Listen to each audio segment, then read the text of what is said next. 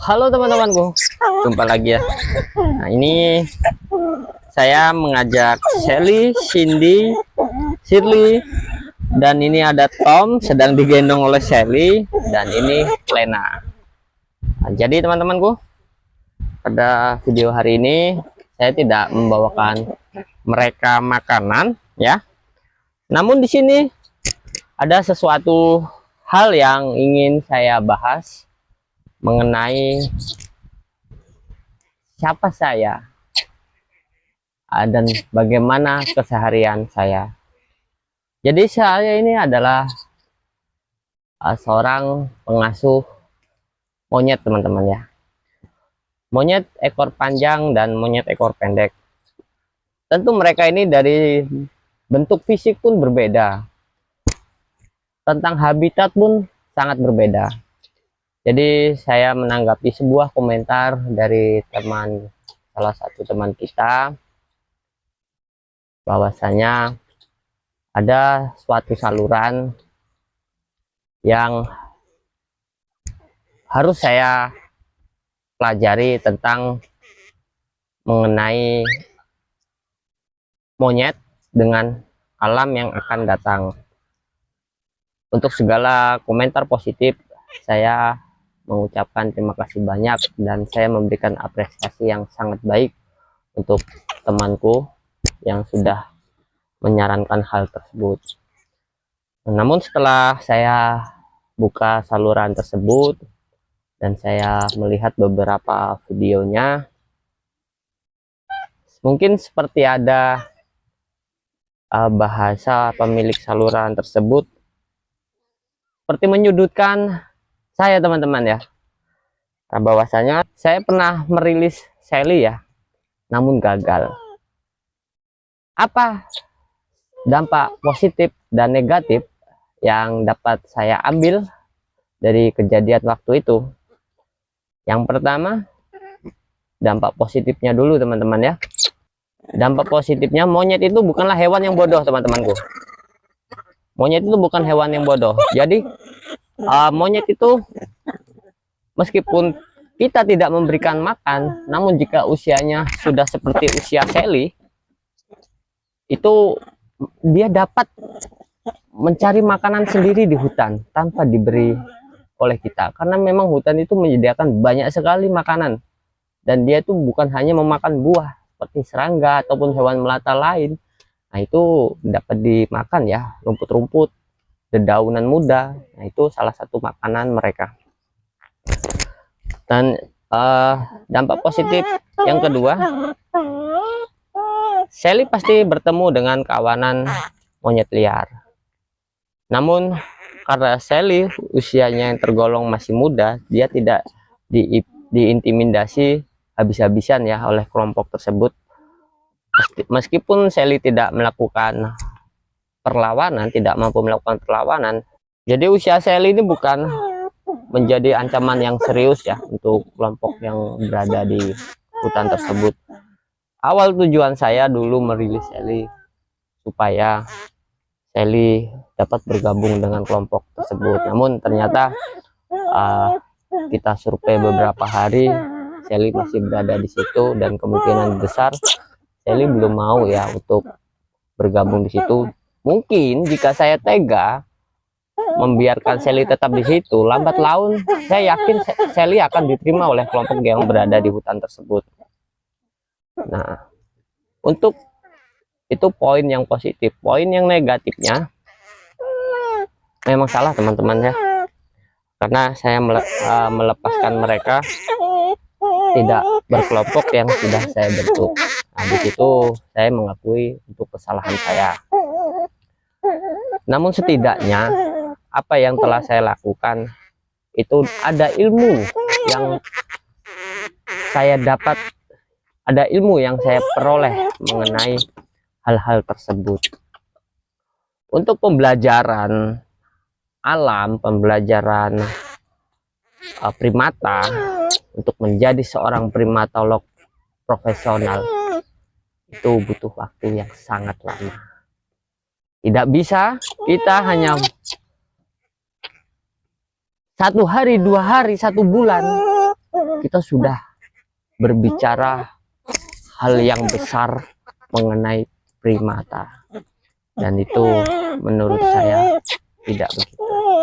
Apa sih dasaran seseorang berbicara jika hanya berdasarkan info dari internet? Dan lagi ya teman-teman ya, mengenai hutan pegunungan di wilayah saya ini teman-teman ya, memang saya sejak kecil berada di kampung yang dekat dengan hutan dan pegunungan, dan saya juga sejak kecil ya teman-teman sudah mengetahui monyet ini ya. Bahkan di kampung saya itu sering ya ada kawanan monyet ekor panjang maupun kawanan monyet ekor pendek. Dan satu lagi untuk teman-teman yang harus teman-teman ketahui, jadi habitat monyet ekor pendek jika di Indonesia itu disebutnya beruk teman-teman ya, itu hanya terdapat di Pulau Sumatera dan Kalimantan. Kenapa hanya terdapat di kedua pulau tersebut teman-teman? Karena di daerah Sumatera dan Kalimantan memiliki iklim tropis yang rendah. Jadi kenapa penyebaran monyet ini tidak ada di Pulau Jawa? Ya memang Pulau Jawa dan Sumatera itu sudah berbeda iklimnya. Jika teman-teman ada yang survei di Pulau Jawa, di hutan itu tidak akan pernah ada habitat monyet ekor pendek. Kalaupun ada, itu mungkin hanya lepasan punya warga, dan itu pun tidak akan berada di hutan ya, berada di sekitaran pemukiman. Di Pulau Jawa sudah sangat padat penduduk teman-teman, jadi sudah tidak ada lagi habitat untuk monyet ekor pendek, dan jenis pola hidup mereka pun sangat berbeda sekali. Jika monyet ekor panjang memiliki ekor yang panjang, mereka menghabiskan waktunya untuk banyak di atas pohon teman-teman, karena memang ekor mereka yang panjang ini berfungsi untuk menyeimbangkan tubuh mereka di saat mereka berada di ketinggian pohon. Jika monyet ekor pendek ini berada lebih banyak menghabiskan waktunya di daratan, kecuali di saat mereka sedang urgen, ada serangan, ada sesuatu yang mengancam, mereka akan naik ke atas pohon. Tubuh mereka yang besar dan ekor mereka yang pendek, itu mereka sangat berhati-hati sekali ya ketika berada di atas pohon. Nah itu teman-teman yang harus teman-teman ketahui, habitat dan pola hidup mereka pun sudah jelas berbeda. Namun jika monyet ekor panjang ini tersebar di seluruh pulau Indonesia teman-teman, itu masih banyak sekali ya.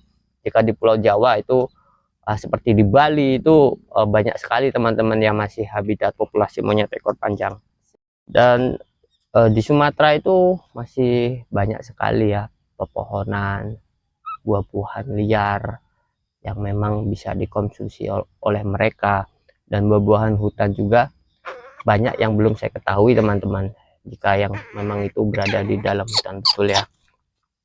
Jadi kita jika ingin melepaskan mereka ke hutan, sebisa mungkin kita mencari tempat yang benar-benar tidak ada pemukiman warga di area tersebut. Dan jika itu hutan yang memang masih lebat, kita melepaskan mereka di sana, itu kecil kemungkinan mereka akan turun kembali ke pemukiman warga. Dikarenakan apa teman-teman? Dikarenakan monyet seperti ini, meskipun terbiasa kita kasih makan sejak kecil sampai nanti waktunya besar, itu mereka jika dengan orang asing mereka akan takut. Jadi mereka ini tidak bodoh teman-teman, mereka tidak jinak ke semua orang, tidak. Mereka jika didekati dengan orang asing, seperti di rumah saya di kandang terbuka, itu jika ada orang yang sedang melihat, mengamati, mereka akan berteriak dan takut. Jadi menurut saya tidak sebodoh itu monyet-monyet. Untuk usia pelepasan, usia produktif itu bukan suatu usia yang ideal ya untuk melepaskan mereka, karena semakin lama mereka kita rawat dan tubuhnya pasti sudah besar ya, itu nanti akan menyulitkan sendiri. Dan di usia seperti itu, jika dia berjumpa dengan kelompok lain, untuk pejantan yang kita rilis di hutan tersebut, itu akan diserang habis-habisan oleh pejantan alfa kelompok yang sudah berada di hutan tersebut. Jadi di Indonesia ini tidak ada organisasi resmi kepemerintahan yang membantu populasi monyet ekor panjang maupun monyet ekor pendek. Terus manfaat mereka di hutan. Manfaat mereka di hutan bukan hanya sekedar menyebar biji-bijian, teman-teman. Namun urin dan air besar mereka itu dapat menjadi pupuk dan menyuburkan tanah bagi tanaman yang dihinggapi mereka. Banyak teman-teman ya sebenarnya dampak positif dan negatif mereka ini. Hanya saja saya ini kurang pandai teman-teman ya untuk berbicara lantang, berbicara lebih mendetail.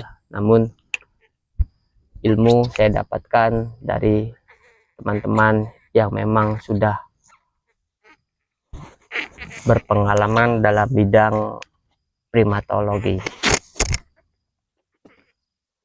Jadi jika apa sih nanti jika monyet ekor pendek kita lepaskan di Pulau Jawa, tentu tidak bisa teman-teman. Setelah video ini saya buat, saya menanggapi beberapa pengetahuan saya mengenai primata ini. Jika ada yang tidak suka dengan apa yang saya ucapkan, saya mohon maaf teman-teman. Namun di sini saya tidak ada niatan ingin menyinggung siapapun, ingin menyakiti siapapun. Namun di sini kita harus sadar diri teman-teman. Siapa kita? Kita hanya seorang pengasuh monyet. Kita hanya berusaha untuk memberikan kebaikan kepada monyet-monyet yang sudah terlanjur dipelihara warga. Jadi kita bukanlah seorang profesional yang memiliki gelar fantastis teman-teman, dan saya pun sadar diri akan hal itu, dan saya juga sedang belajar dan terus belajar mengenai primata. Dan setelah ini saya tidak akan lagi membuat video mengenai menyinggung perasaan seseorang ataupun siapapun teman-teman di sini yang merasa tidak menyukai saluran saya. Saya akan lebih fokus saja untuk merawat mereka. Sini. Sally ini paling aktif ya. Ini Tom pun tidak takut teman-teman ya ketika menjelajah, dan tadi beberapa kali Tom itu digendong oleh Sally.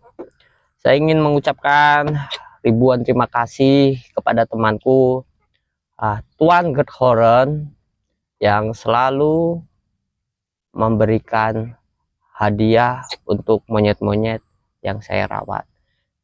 Dan ada temanku Lilith yang selalu memberikan saran positif dan pengetahuan yang sangat luar biasa. Dan juga teman-teman yang lain yang selalu mendukung saluran saya ucapkan terima kasih banyak.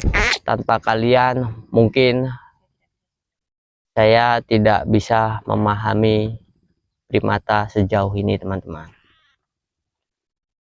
Jadi di Indonesia ini memang banyak teman-teman ya warga yang memelihara monyet ekor pendek ataupun monyet ekor panjang, tapi mereka hanya sebatas memelihara dan tidak pernah melakukan penelitian ya untuk habitat monyet ekor panjang itu. Di sini masih sangat mudah sekali teman-teman. Jika saya mengamati itu, jika saya ingin belajar dari kehidupan liar mereka, itu sangat mudah sekali. Bahkan ada 2 tempat ya, namun itu bukan di hutan teman-teman.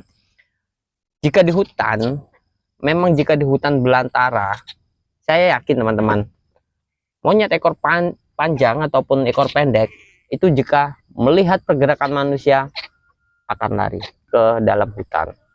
Beda dengan monyet yang memang sudah habitatnya di dekat pemukiman ya, dekat kayak di wilayah saya ini ada 2 teman-teman ya. Yang terakhir kemarin saya sudah pernah membuat video ya, melihatkan mereka, hanya saja kualitas kamera saya tidak mendukung, jadi tidak dapat saya zoom lebih dekat. Namun di sini banyak teman-teman, mereka itu dapat berkembang biak dengan bagus ya, meskipun di dekat pemukiman warga. Namun tentu keterampilan mereka berbeda dengan yang berada di alam liar. Mereka banyak mengandalkan makanan dari pemberian warga. Jadi menurut saya usia yang ideal untuk merilis mereka kembali ke hutan itu sebelum usia produktif teman-teman.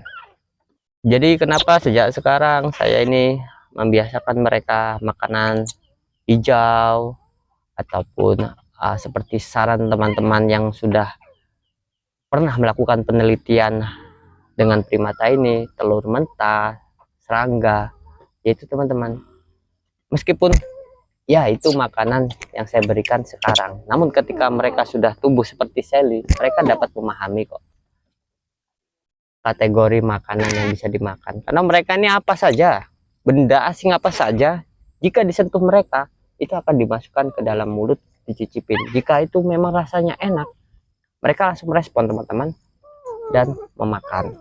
Salah satu dari mereka memakan benda tersebut, maka yang lain pun akan ikut memakan benda tersebut. Baik ya teman-teman, mungkin itu saja yang dapat saya sampaikan ya di video ini. Dan sekali lagi saya ingin mohon maaf kepada teman-teman jika teman-teman ada yang tersinggung ataupun merasa tidak suka dengan video saya. Sekali lagi saya mohon maaf. Saya tidak ada niatan untuk membuat permusuhan di video ini. Terima kasih banyak untuk teman-teman yang selalu mendukung saluran saya, dan sampai jumpa.